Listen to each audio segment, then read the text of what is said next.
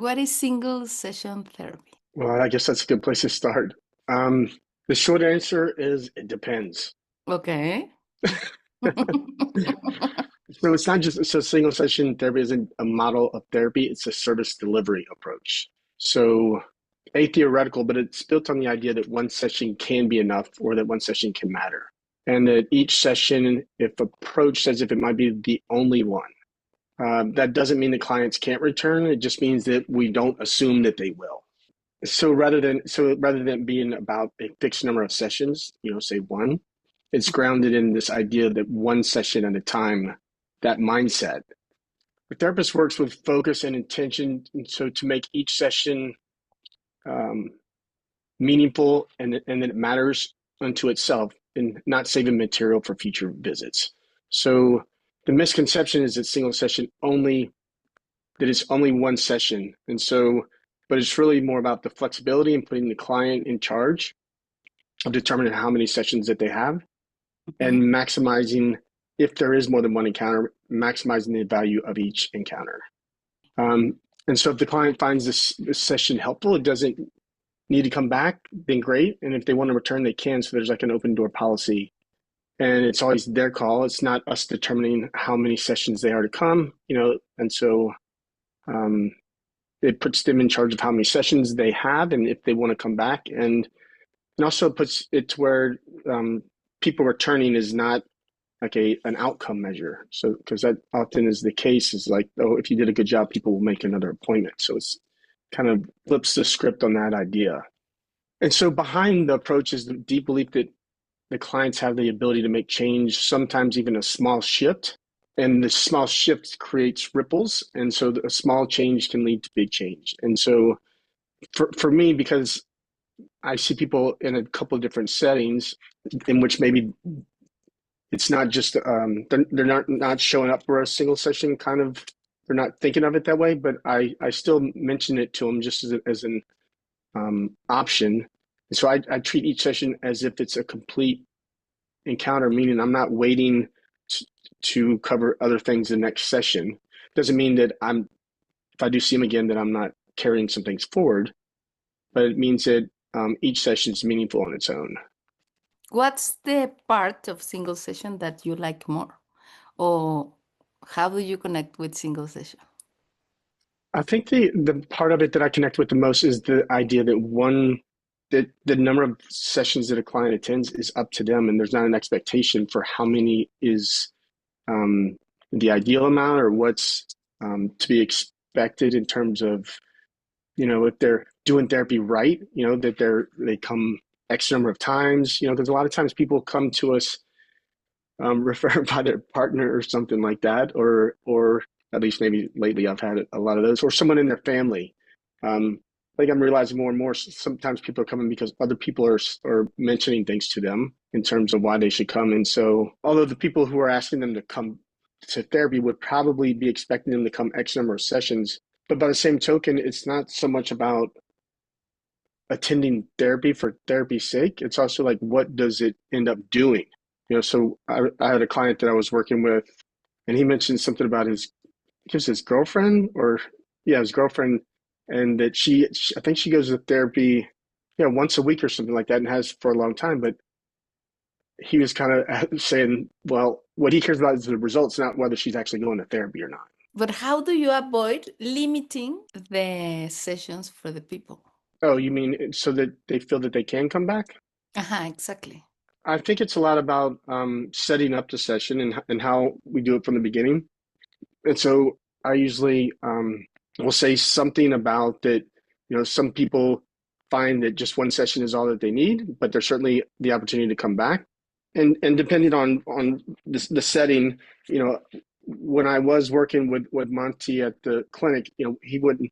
We didn't allow people to schedule an appointment that day, even if they did want to come back the next week. We kind of had them sit on it for a bit because, and I've had this happen before too, is that people will schedule a session and I've kind of tried to pave the way, because people come into therapy just with the idea they're not aware of this kind of mentality exists. So I think Mhm. initially they're thinking that they're going to have to come back if it's really something meaningful, or if they're really doing it right or something. And then I think even the times where I felt that the person got really what they needed from the session, they still went to schedule an appointment.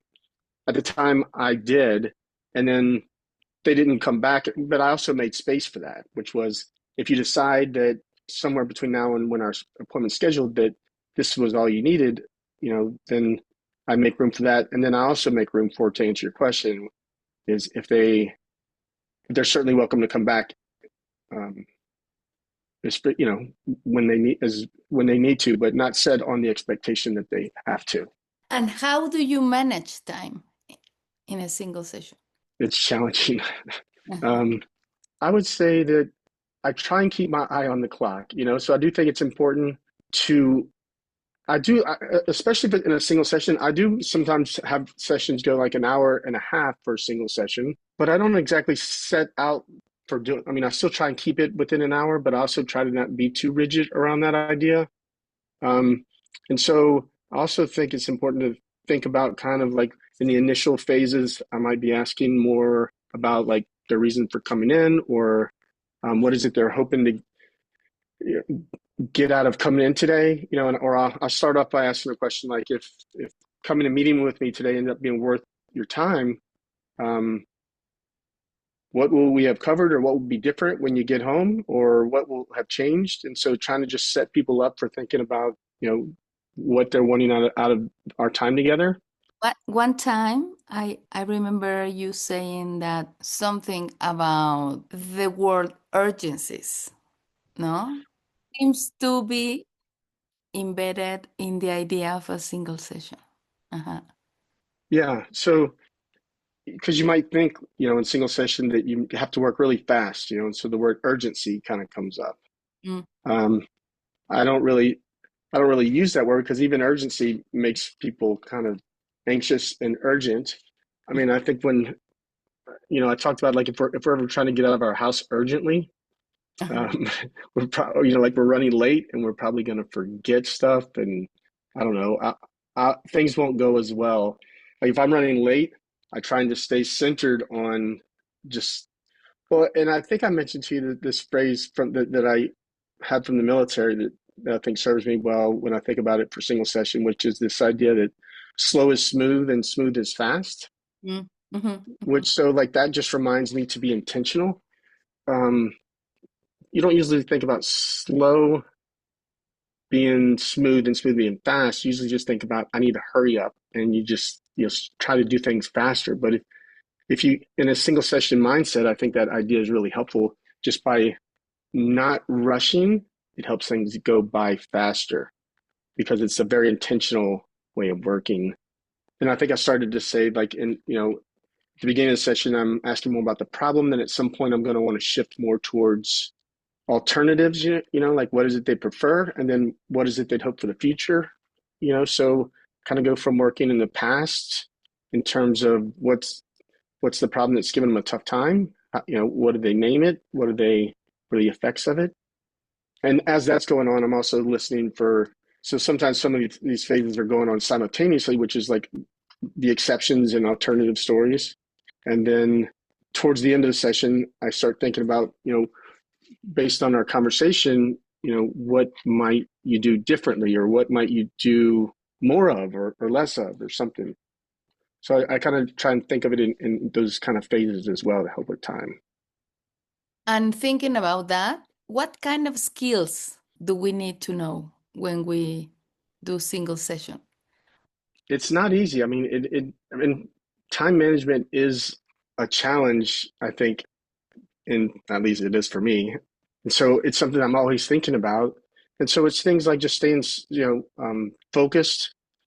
For example, a lot of times clients do want to vent, and that's okay. But at some point, venting might not be as useful as we would hope it to be or want it to be or something like that. So depending on how much time I have or how patient, I might handle it in different ways. I might just, if I'm handling it the way I'd like to, I might say something like, is this what you'd like to spend your time talking about? Because I noticed that you do have a lot to say, and I had a couple of questions, but would you prefer I hold back? Just depending on the context, I might not prefer to say that. It just depends.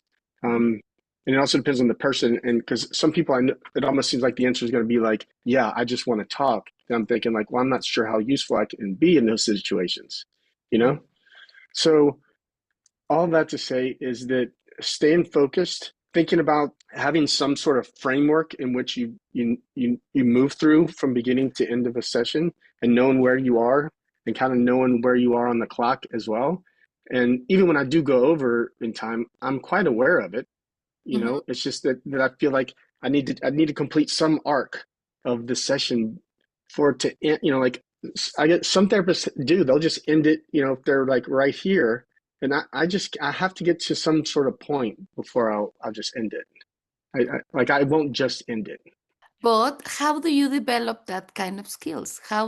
What do you think is important to focus on our view or how we view therapy or I don't know if I'm the right person to ask that question to, because it's honestly, it feels like it's a challenge. It's an ongoing challenge, but it's um, just being mindful, staying focused on what it is they came in to talk about.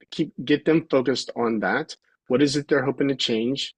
Really, just focusing on the client's reasons for coming in and their agency and my own agency in doing that. okay, can you talk about your own agency in doing that? So yeah, I think that it's important for therapists also to, as much as we're looking for the client's own agency throughout the session, and not that we're not giving them agency, we're reconnecting them with the agency that they have. Mhm. We're also doing the same thing for ourselves in the way we're thinking about our ability to do one, because it might, as you start to do anything different and new, it's challenging. And so just the idea of doing a single session, changing from a different service delivery model, Mhm. you're going to have to trust in your own agency that you can do that. And um, as you do it, it'll be easier to trust in that more. And yeah, just trust in yourself. And I think that if people are even wondering about this already, then it tells me that this is something that they would something that matters and that they would be tending to. Mm. Mhm. But how do you avoid to get stuck in just the territory of the problem? It is easy to get stuck there. I mean, you could, um, and also I don't want to avoid that area either. So I'm still going to be asking about the problem. Still going to ask them to define the problems, the effects of the problem, how it's impacting their life, but also again, when people start to vent, and I think this might be a similar thing as to when people kind of start venting, is what might keep you stuck in it, is that I do think about this idea too around venting or just talking about a problem, is that people make change when they're suffering and they're hurting, and sometimes venting has you feeling just better enough to where you don't do anything. And so if I'm gonna, not to say that I don't want the person to feel better, I do. I Mhm. mean, and hopefully that they feel better after the session than they do before. But nonetheless, for me, just thinking about that idea of if I let them vent too much, that they might not be, it might impede change, kind of helps me to not let them vent too much.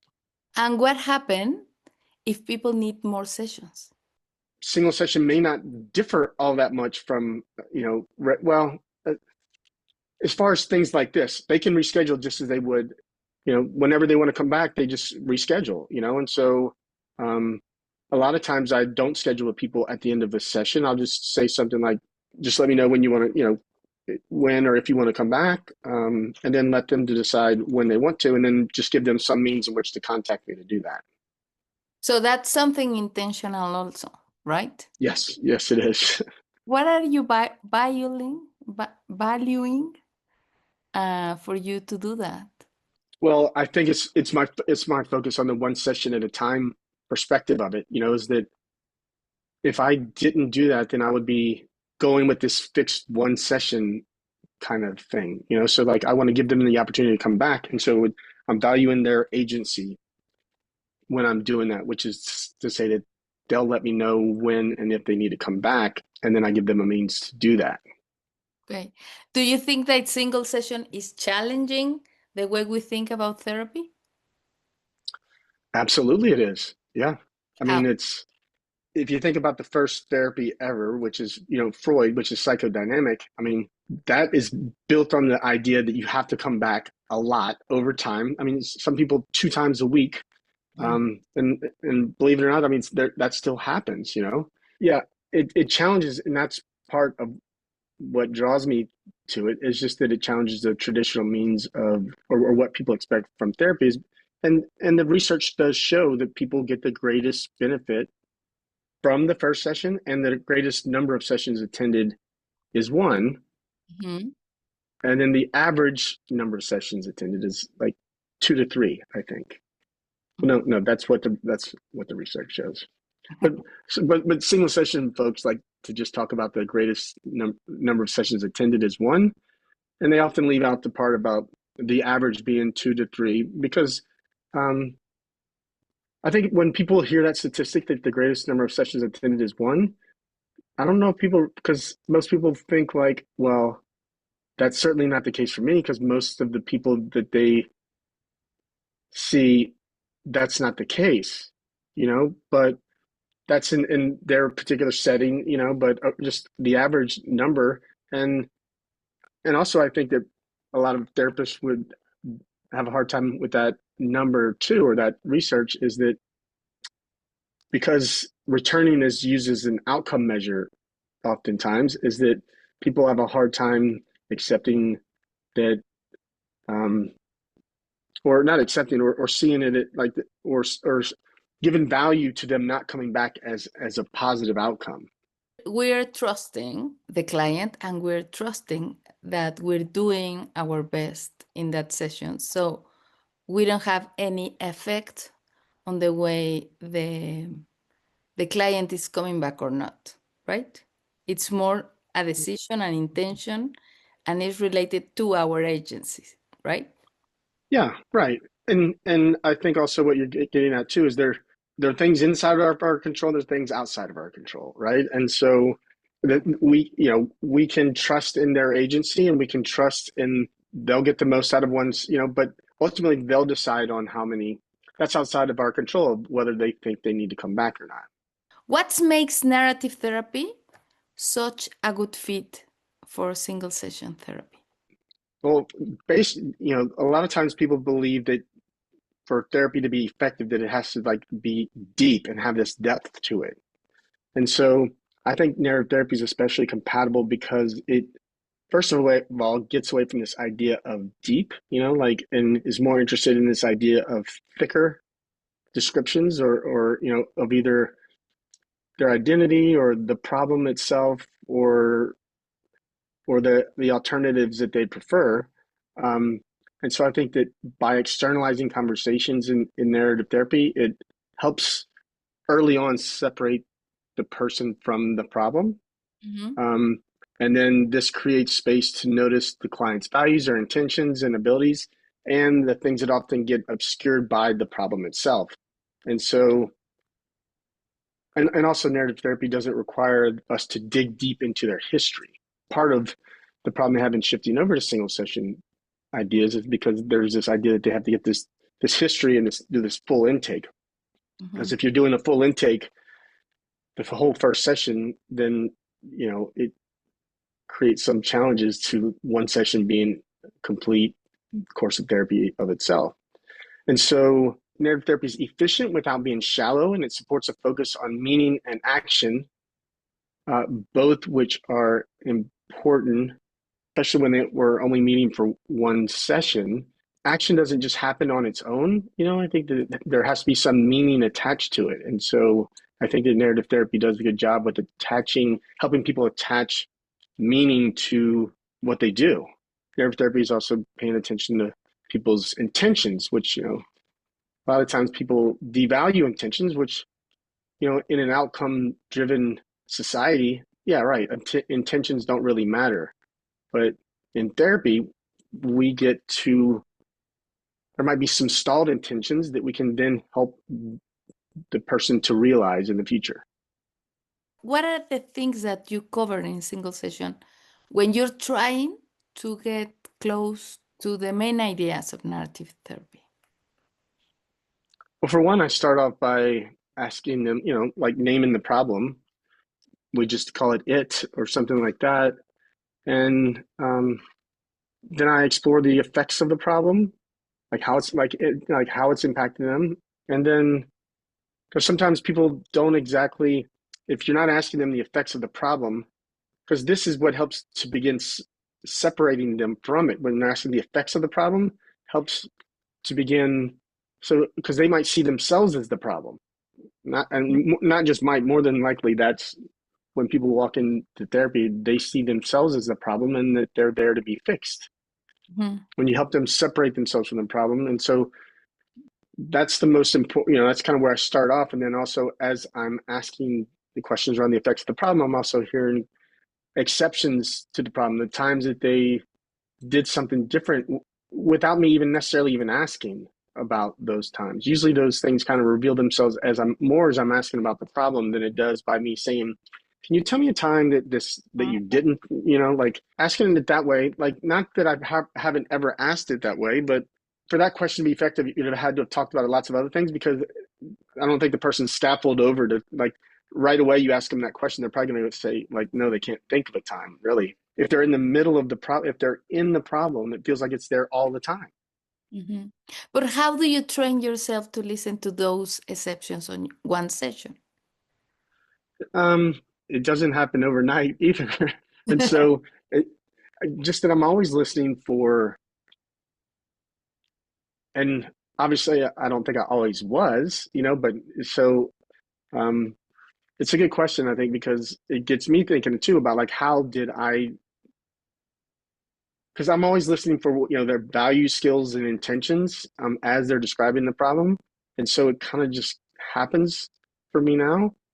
But it and so I and then learning how to do that was having training around, like it's something over time that when people are describing a problem, um, it's easy to hear the problem stuff, right? And it's easy to kind of focus on the problem, but even when people come in to describe the problem, sometimes we end up talking about their skills and values almost the whole time. Um, and sometimes I wonder, like, did I not talk about the problem enough? Or, but I don't know if I can exactly say, how do I train myself to do that? I just did over time with practice. Okay, okay, okay, okay, okay. And what will be the most important part for you in a single session? What are we looking for in one session? Well, I mean, for me, always one of the most important parts is agency, because Mm. if therapy were to do just one thing, and if it were to help reconnect someone with their agency, then I think that it would do a lot. And so, especially in single session, we're looking that to me, it's even all the more, it's important anyway, Mm. because that's why people are there, for some change. And so, but in a time limited way, meaning time limited in, that they may come only one time. I want to make sure that I'm accenting their agency or helping them reconnect with their agency in order for them to make change now. And so single session, I think, helps focus on the now, Okay. as in during session, or when they leave the session. Like what might you do today to begin start making a difference? Like, does anything come up that, do you have any ideas as we've been talking about this, like that, of things that you might start doing differently today? Okay. And so to me, that's the most important part for single session therapy, but also is in a similar way, just making sure I shift towards the future in terms of their expectations for themselves, and how they might show up, and what they might do different. So kind of like taking the problem that's been informing them in some ways, and then helping them to make some shift in relationship to the problem, Mhm. and then doing something different in the future. And do you have a downside of a single session?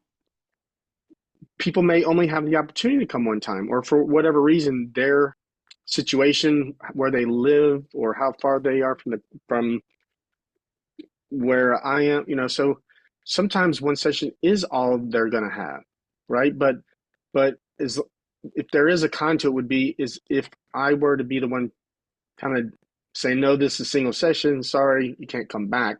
That's the but since it's not exactly the case, but I also realize that it might be the case in some situations, but when that can't be avoided, it's that one session is far better than have never having the opportunity for any sessions. Exactly. Hmm. Any final thoughts about single session and narrative therapy? Mm, I think just that last, the outcome measure part, like that. I think that it's hard to get away from the idea that people making a return appointment is not some indicator of positive outcomes. I think that when people are learning, it's going to be hard, I think, for people to get away and even if you're not doing it, you could be working somewhere that they do see it that way. Mm-hmm. Um, I don't think we're going to be free from that idea anytime soon altogether in therapy, at least not in the United States. Um, but it helps me, like it helps me knowing that I'm not the only one doing this, so like I'm not out there even if I might be the only person where I'm working or where I'm practicing. Um, but I think people to be aware of it, but also and that it will influence you, but in the end, do your best to that not be the outcome measure for how effective the session was. Okay. And do you think, now that we're talking about that, do you think that the mentality of single session influence the way you can work in an organization? You mean like how the single session mindset might inform how I practice in even like in an agency that doesn't support it? Mhm. Um, yeah, I mean, it helps me to still make, because even if you don't believe in the idea of single session therapy, or the reality of it is that the greatest number of sessions attended by most people is one session, right? And so if that's the case, then it's important to treat each session as if it would be the last. And even if I've been seeing somebody over time, it helps me to get the most out of each session as I'm thinking about that. And so I don't see the downside of it from that perspective, which is if people are, if you're working somewhere in which people are encouraged to come back or whatever it is, um, there's no downside to getting the most out of this session. Okay. Any final thoughts again? I think it's a pro and con, the name single session therapy, because for one, it does roll off the tongue rather well, I think, so I think it's a catchy name, but I don't think it doesn't accurately describe what it does. Um, and I think before I mentioned to you the like Wendy Dryden, who does single session in the UK with CBT, um, he brings up in his book, he talks about this thing in the UK called Ron Seal, which is it's the name kind of says what it does, which it's a sealer, like it helps seal wood. Hmm. Unfortunately, single session therapy does the opposite. It doesn't exactly just tell you that it's so if you go by the name itself, it's a little bit misleading in terms of what it does. Like it's not just one session. And so that's why I like the one at a time name, but that like that doesn't roll off the tongue quite so well. And what seems to have stuck over time is single session, even though most people don't do single session, as if single session means only one session. Hmm. Yeah, I think that if of having an open door policy and not limiting the number of sessions helps people to come back less because um, just the idea of knowing that they can come back, I think helps because they still might just come one time, but the idea that they can come back helps people to know that they can come back. And I think that does something, like I don't think that's nothing. And also, it make possible, I think, the fact that you, as if you make the decision to come back, is also touching a little bit of your agency, right? You mean of the therapist agency or their agency? No, their agency. Uh-huh. Certainly, it's very. I mean, that's at least for me. It's that's the biggest part of that is them deciding to come, like if they need to come back is based on their agency. It doesn't bind me up thinking about whether they come back or not because I'm trusted in their agency. Mm. And also like when people are working in private practice, they might have some financial tie to people coming back. And so um I don't know. I guess if I could let that idea be a thing and then it could affect things, but I don't know. Maybe I'm always trying to get people not to come back. The other thing that I was thinking about was what's the game changer when it comes to doing single session therapy? The game changer, huh? Game Mhm. changer. Just the one session. Mhm. This the one session that can matter. You know, like and then one session Mhm. can make a difference. I think that's the biggest idea that people have to shift from the idea that it has to be more than one session for therapy to be effective, and so just that one session can be enough, and then it can create lasting change over time.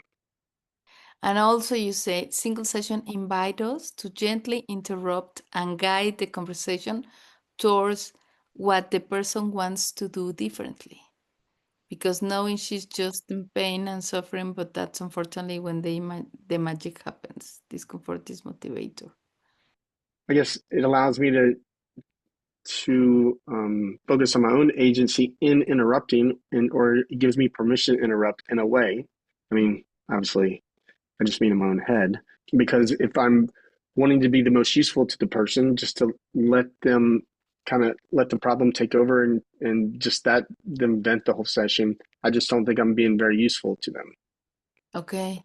Uh-huh. I would say the times that I probably feel the most when that I'm not doing a good job is if I feel like someone's just if I'm letting people just vent or if they're venting over and it doesn't seem like that there's much room.